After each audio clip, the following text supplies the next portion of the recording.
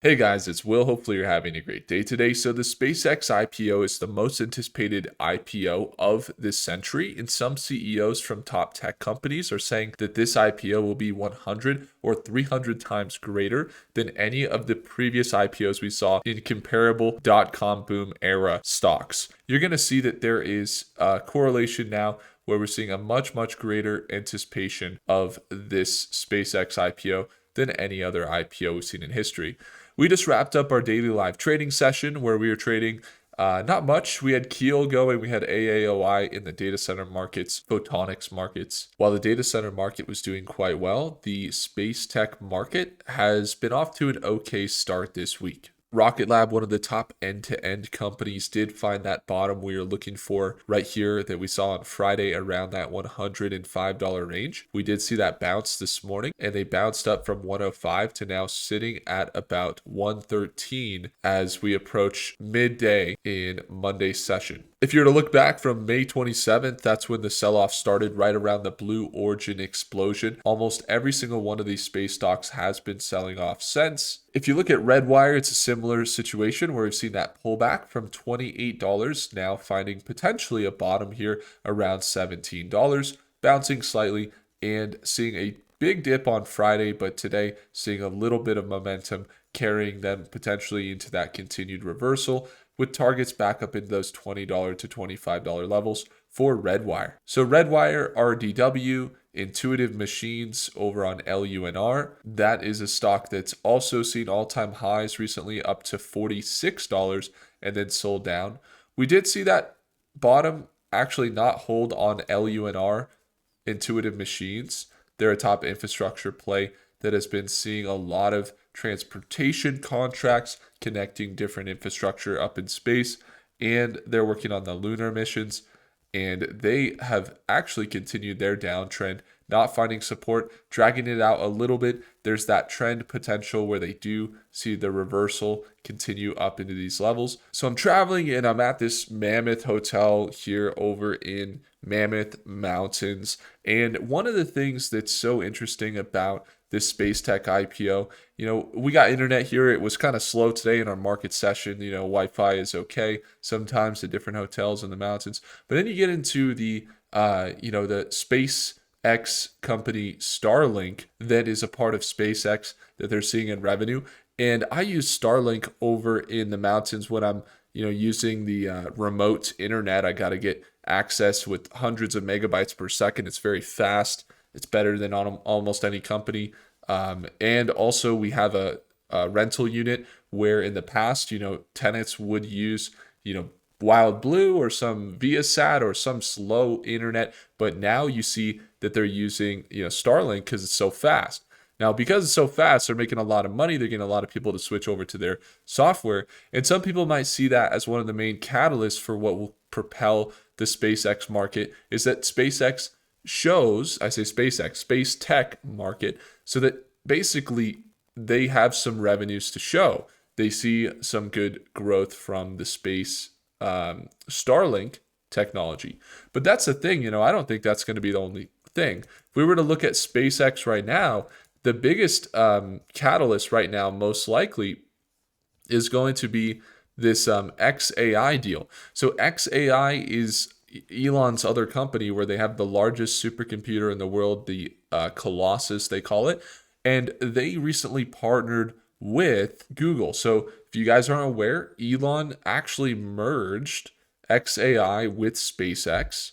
So now SpaceX, it's possible that this space tech market, I don't know if they're thinking about this for the reasoning. Maybe they are, maybe they aren't.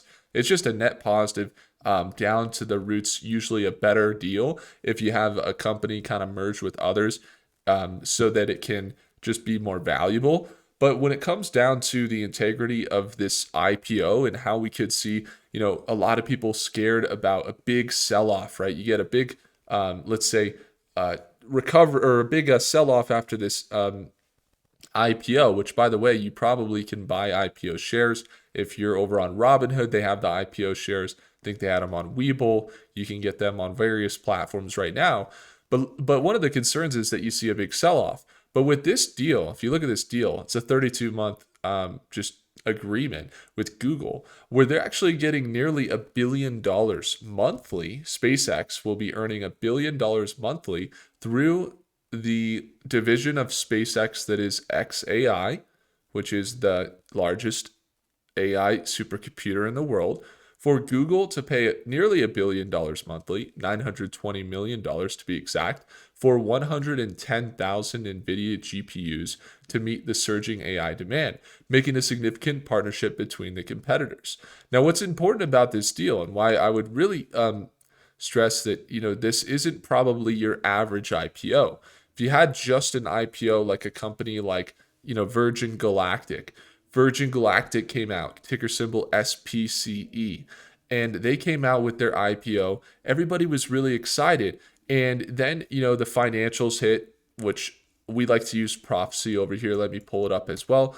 If you want to stay up to date with the top data center companies, space tech companies, quantum companies, there's a lot to cover, but sometimes it can be hard to stay up to date with all of them. I use Prophecy. It's got the best AI models in the world with the best data in the world to get the accurate projections. Our time framed projections of 1 hour, 4 hour, 1 day, and 1 week are over 60% accurate. That's how we're actually able to take that trade this morning, and how we're able to consistently be able to grow our account is using Prophecy.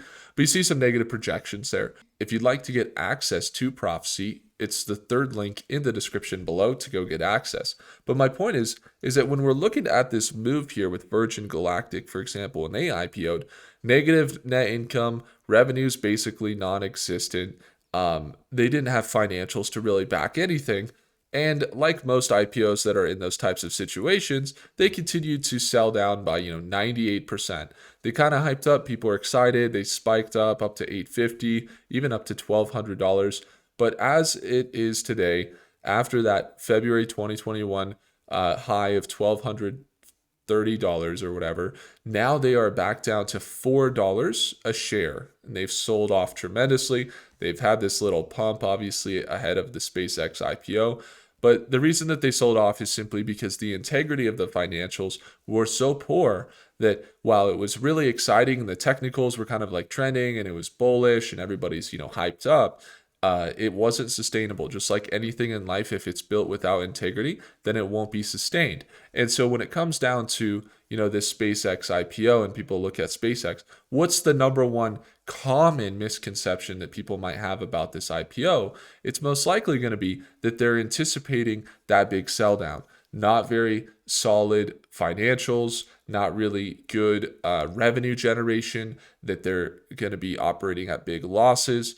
But guess what? If they have XAI and they just signed a $30 billion deal with Google, and they're now getting to a point where rather than spending hundreds of millions of dollars, they're spending drastically less, then you can see how much does SpaceX save on reusable rockets. Apparently, for example, they save about $25 million or $30 million per launch. And now it says refurbishing a landed booster for another flight costs approximately $250,000 to $1 million. So now their expenses have gone down massively, with fuel costs being the main consideration, with about $200,000 to $300,000 per launch. And then there's maybe some other changes they have to make. They can maybe tally up to $1 million, but it's not like they're spending like some rocket companies that may spend 20, 30, 50 million dollars or more to put these rockets into space. No, they're actually seeing revenues. I mean, I don't know if they have the numbers out, but we can see how much does Starlink generate, quarterly right now. I don't know if we can know if that's out yet. Okay, so like right now, revenue, SpaceX IPO, Starlink generated $3.26 billion just in the first quarter of 2026. Let's say quarterly, so 3.26. I know they're growing, so let's just expect they're going to come out to maybe close to $15 billion. 2025 alone, they were at 11.4. I'm actually anticipating they're going to come out minimum $15 billion in that. So they got 15 billion there. Okay.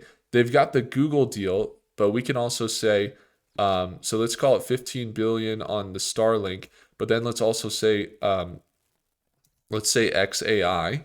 So you got 15 billion, and then according to 2025, XAI was actually at a net loss of $1 billion in the quarter. But now that we see this recent deal with Google, we're going to see them make nearly $1 billion per month multiplied by 3. They're most likely going to see about $3 billion extra in revenue from this Google deal that they just signed. So that actually puts them at a positive net income potentially, because currently, with their current spend, it's about 1.6 billion per quarter. So they're expected to make about 3 billion per quarter with this deal. So what does that mean? They're probably going to come out with a positive 2 billion. So you got a positive 2 billion there on XAI. You got a positive about, let's call it 4 billion on the Starlink. Okay. So that comes out to about 6 billion per quarter. And who knows what else, they have coming out related to their launch, what they're getting paid for launch. Let's say quarterly minus Starlink, and let's see what they say. Quoting for May 2026, yeah, they're coming out. So I just said they're coming out with most likely between, let's say five billion per quarter.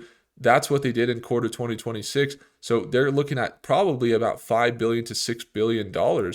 Okay, companies doing $5 billion to $6 billion per quarter. Okay, so let's say, and that was maybe before the Starlink and the XAI. So let's just say between $5 to $7 billion per quarter that they're expected to generate. If you look at a company, let's just take a top company. Let's say Nvidia, top company in the world. How much are they doing per quarter? That's the question. In a quarterly basis on income, they're doing about, let's see, 80 billion. Okay. So 80 billion, and they're at 5.2 trillion. So this is just revenues. This could be rough because you got like balance sheets. You could look at, the net income, all that stuff for sure. But 5.2 trillion, $80 billion in that quarter, record quarter. Obviously, they're growing drastically, Nvidia. So let's say they're 5 to 7, maybe 8 billion, so about 1/10 the size. A fair maybe market valuation without considering the fact that they could potentially merge with Tesla, which a lot of investors are expecting with this SpaceX IPO later on, is they're going to merge with Tesla. Seems like that's what Elon wants to do. But just aside from that, probably fair value. I mean, maybe we're looking at like 500 to 800 billion dollars of what SpaceX's like fair value would be. But that would be like a fair value, not anticipating that there's going to be growth, that there's going to be Starlink continuing to ramp up, that it's an Elon company. You got to put a premium on that. And so if they come in, we'll just see where they come in.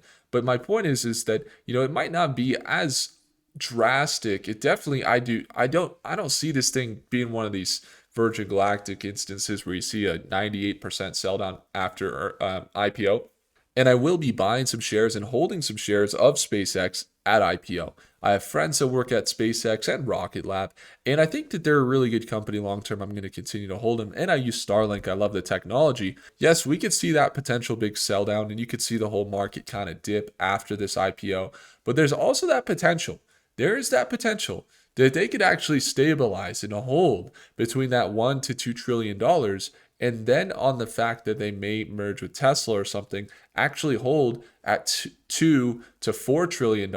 And you actually could see those bull cases where they actually stabilize between that $2 to $4 trillion level. So while we're seeing the levels we're seeing, I just want to preface that, obviously there's big risk in the IPO selling off, but that a lot of these space companies, being the frontiers that they are, a lot of them I hold 5-10 years, and we've been touching on them since $2-3 a share, like Rocket Lab.